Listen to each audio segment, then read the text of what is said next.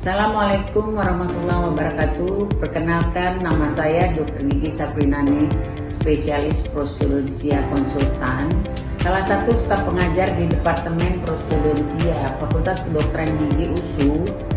Pada kesempatan kali ini, kami akan menampilkan video pembelajaran mengenai salah satu tahap pembuatan gigi tiruan sebagian lepasan akrilik, yaitu cara survei model gigi tiruan sebagian lepasan free-end.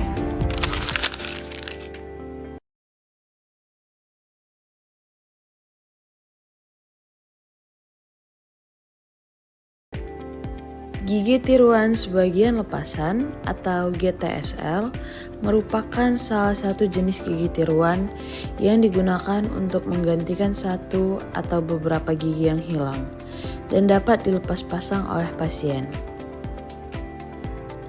Indikasi gigi tiruan sebagian lepasan. Yang pertama, kehilangan beberapa gigi. Digunakan jika pasien kehilangan satu atau beberapa gigi, tetapi masih memiliki gigi asli yang tersisa.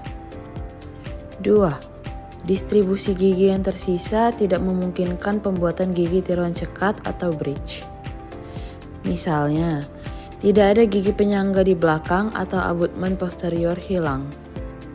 3. Pasien dengan kondisi ekonomi terbatas. GTSL lebih murah dibandingkan gigi tiruan cekat maupun implan. 4. Pasien lansia atau pasien dengan kondisi kesehatan sistemik tertentu. Gigi penyangga memiliki pergerakan atau mobilitas sedang. GTSL bisa menjadi pilihan sementara dibandingkan gigi tiruan cekat. 6.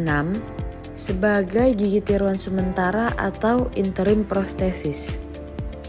Kontraindikasi gigi tiruan sebagian lepasan. 1. Pasien dengan refleks muntah berlebihan. GTSL bisa mengganggu karena desain plat yang melebar ke langit-langit ataupun dasar mulut. 2. Pasien dengan kebersihan mulut yang buruk, karena dapat menyebabkan iritasi jaringan atau penyakit periodontal yang lebih parah. Pasien yang tidak kooperatif atau memiliki gangguan mental. Alergi terhadap bahan gigi tiruan. 5. Jumlah dan posisi gigi yang tersisa tidak memungkinkan retensi atau stabilitas yang baik. GTSL membutuhkan gigi penyangga untuk klammer atau kait, dan jika posisi gigi tidak mendukung, retensi bisa buruk. Jenis-jenis gigi tiruan sebagian lepasan. Yang pertama, gigi tiruan sebagian lepasan akrilik. Dengan kelebihan, biaya lebih murah, pembuatan cepat, bisa ditambah gigi bila ada gigi lain yang hilang. Kekurangannya adalah lebih tebal, kurang nyaman, daya tahan lebih rendah, dan retensi tidak sebaik kerangka logam. Yang kedua, gigi tiruan sebagian lepasan kerangka logam. Dengan kelebihan, lebih tipis, kuat, lebih stabil, nyaman dipakai, dan distribusi beban lebih baik. Dengan kekurangan, biaya lebih mahal, pembuatan lebih lama dan kompleks, dan sulit ditambahkan gigi baru. Yang ketiga, gigi tiruan sebagian lepasan fleksibel atau nilon atau valplast. Dengan kelebihan, lebih estetis karena tidak ada kawat logam yang tampak, lentur, nyaman, dan ringan. Kekurangannya, tidak sekuat logam, bisa berubah bentuk, perbaikan dan penambahan gigi sulit, serta biaya yang relatif mahal. Pada pembuatan gigi tiruan, tentu saja pasien dan dokter gigi mengharapkan protesa dapat dipasang dan dilepas dengan mudah tanpa gangguan, nyaman dipakai dalam keadaan istirahat, dan juga berfungsi. Hal ini harus diperoleh dengan persiapan yang baik dari mulai awal pencetakan rahang pasien. Pada protesa resin akrilik, masalah yang dihadapi tidak terlalu sulit, berbeda dengan protesa kerangka logam.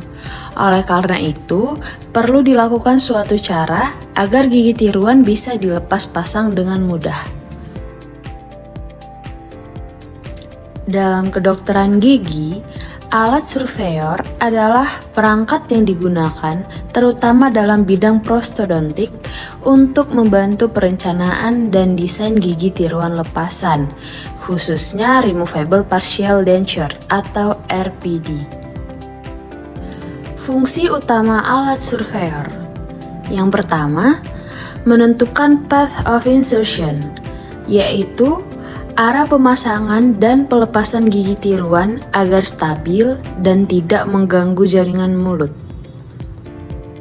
Yang kedua, mengidentifikasi undercut, yaitu mengukur dan menandai bagian gigi atau jaringan yang bisa digunakan untuk retensi, misalnya tempat claps. Yang ketiga, menandai garis survei, yaitu garis yang membatasi area undercut dan non-undercut digunakan untuk menentukan posisi claps.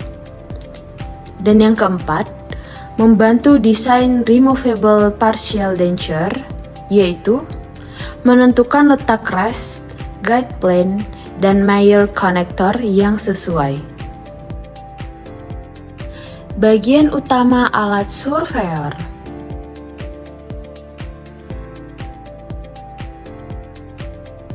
Yang pertama, base, merupakan dasar alat sebagai penopang. Yang kedua, vertical arm, merupakan lengan vertikal yang dapat bergerak naik dan turun. Yang ketiga, horizontal arm, merupakan lengan yang memegang berbagai analyzer rods atau undercuts judge. Yang keempat, surveying table, merupakan meja yang dapat diputar untuk menyesuaikan model gigi. Dan yang kelima, surveying tools, yang terbagi menjadi 3. Yang pertama adalah analyzer rod untuk menentukan paralelisme. Yang kedua, undercut gauge untuk mengukur kedalaman undercut. Dan yang ketiga, carbon marker untuk menggambar garis survei pada model. Selanjutnya, kita akan melihat langsung bagian-bagian dari surveyor beserta penggunaannya. Yang pertama, lengan horizontal, bagian datar atau melintang yang menyambungkan lengan survei dengan lengan vertikal. Yang kedua, meja basis untuk memegang model. Pada bagian ini akan diletakkan model rahang. Meja basis dapat dimiringkan ke arah anterior, posterior, lateral kanan, dan lateral kiri. Setelah model rahang diletakkan di meja basis ini akan diletakkan pada meja survei dan perlu dilakukan penguncian.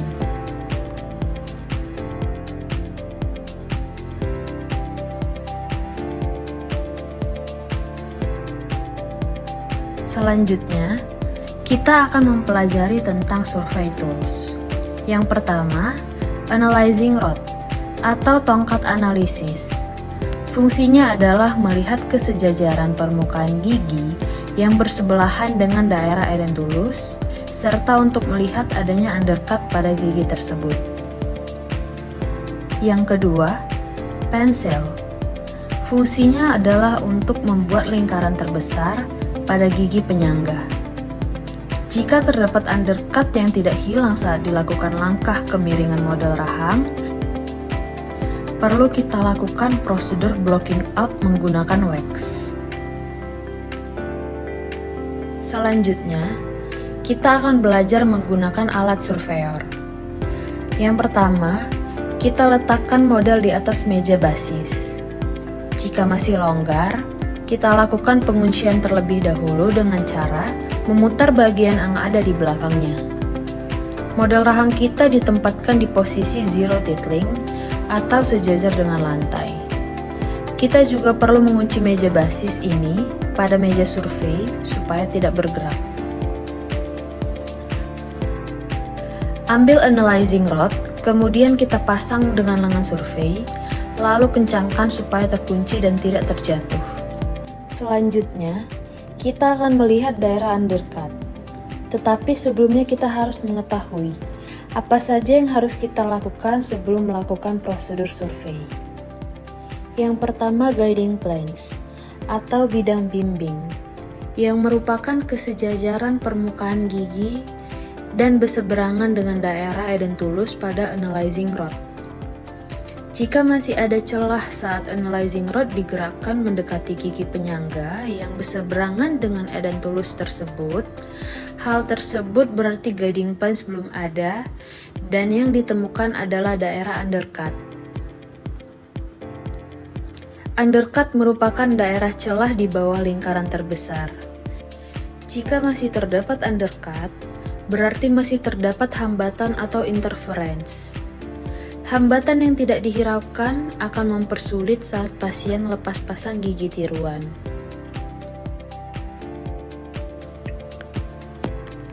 Saat melakukan survei dan kita menemukan undercut, maka undercut ini harus kita hilangkan. Bagaimanakah cara menghilangkan undercut tersebut?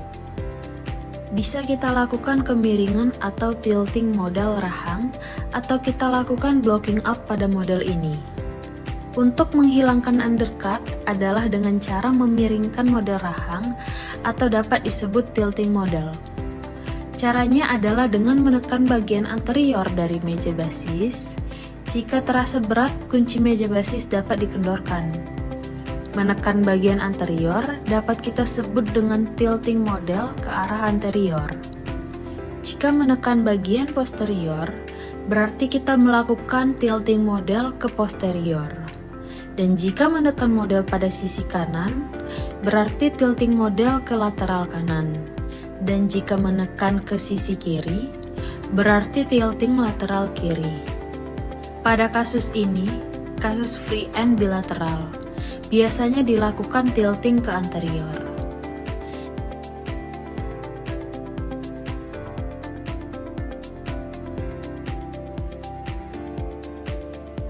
Jika undercut hilang, maka kita telah mendapatkan guiding planes. Jika guiding planes didapatkan, berarti hambatan telah hilang. Dapat kita tekankan lagi, jika tidak undercut, maka guiding planes positif, dan jika guiding planes positif, maka interference negatif.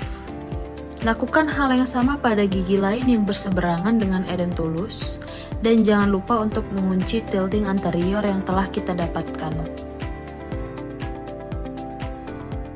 Lalu selanjutnya, kita melihat lingkaran terbesar dari gigi penyangga. Posisikan karbon marker di samping gigi penyangga.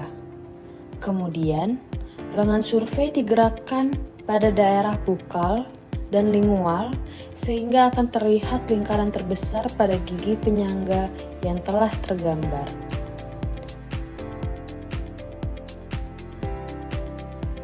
Setelah kita dapatkan gambar lingkaran terbesar, maka kita dapat menentukan letak lengan retentif, sehingga retentif area dapat dikatakan positif.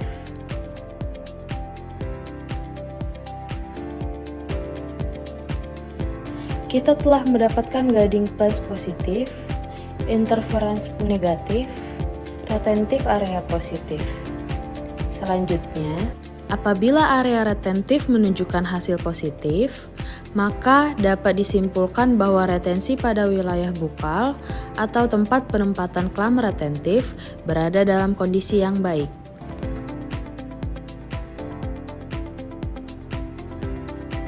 Selanjutnya, kita buat tripoding. Dapat berupa garis atau titik. Kita lukiskan pada sisi model sebanyak 3, kanan, kiri, dan daerah posterior. Guna tripoding adalah untuk mempermudah kita dalam memposisikan kembali model pada alat surveyor. Prosedur terakhir adalah survei dengan menggunakan wax. Jika undercut tidak hilang saat kita tilting, maka perlu kita blocking out dengan wax.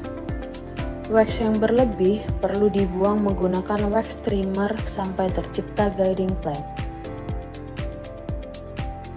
Demikianlah video pembelajaran cara survei model gigi tiruan sebagian lepasan akrilik. Semoga bermanfaat. Terima kasih.